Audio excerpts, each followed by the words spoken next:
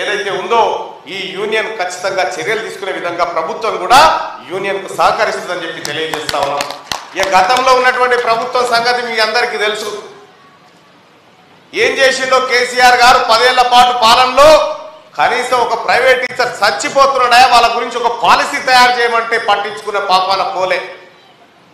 ఇవాళ గత పాలకులు కనుక ఇవన్నీ చేసినంటే ఇన్ని డిమాండ్లు తెర మీద ఉంటుండేనా? కనీసం ఈపీఎఫ్ సౌకర్యం కావాలి, మాకు ఒక హెల్త్ కార్డు లాంటిది కావాలి, మాకు 12 నెలల వేతనం కావాలని చెప్పి వీళ్ళు ఇవన్నీ ఎందుకు డిమాండ్ చేస్తా ఉన్నారు? ఇంకంతేకాదు, ప్రభుత్వ ఉద్యోగాల్లో ప్రభుత్వాల్లో అవకాశాలు తక్కువండి ప్రైవేటు వైపు పోతా ఉంటారు. ఇవాళ తెలంగాణ గవర్నమెంటు మెగా డిఎస్సి నిర్వహిస్తా ఉంది. అంతేకాదు ఉద్యోగ కల్పనకు కట్టుబడి ఉంది తెలంగాణ ప్రభుత్వం.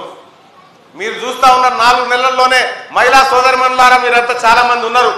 బస్సు ఎక్కితే అనా పైస లేకుండా మిమ్మల్ని ఇంటికి తీసుకుపోతా ఉందా లేదా ఆర్టీసీ బస్సు? 200 రూపాయల యూనిట్లను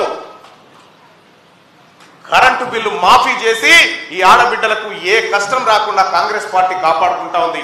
ఇవాళ 10 లక్షల రూపాయల వరకు మీకు ఆరోగ్యానికి ఏ ఇబ్బంది జరిగిన ఆరోగ్యశ్రీ ద్వారా చేస్తూ ఉంది. ఇంకంతేకాదు డ్వాక్రా రుణాలకు సంబంధించినటువంటి అంశం కానీ ఇంకా ఒక గుడ్ న్యూస్ చెప్తా ఉన్నా. నేను మొన్ననే ముఖ్యమంత్రి గారితో నేను మాట్లాడినటువంటి సందర్భంలో ముఖ్యంగా మహిళలకే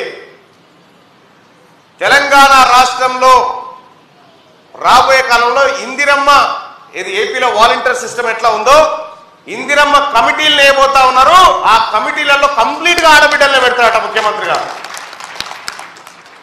మరి ఆ రకంగా నేనన్నా ముఖ్యమంత్రి గారిని, మరి మొగోళ్ళు కోపానికి రాగాలి సార్, మొత్తం ఆడవాళ్ళు దిక్కే గ్యాస్ వాళ్ళకేనాయే మరి బస్సు వాళ్ళకేనాయే అన్ని వాళ్ళకే పెడతా ఉన్నాం ఎట్లా సార్ అంటే, మొగోళ్ళదే ఆడవాళ్ళదే.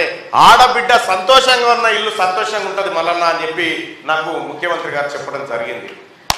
ఇక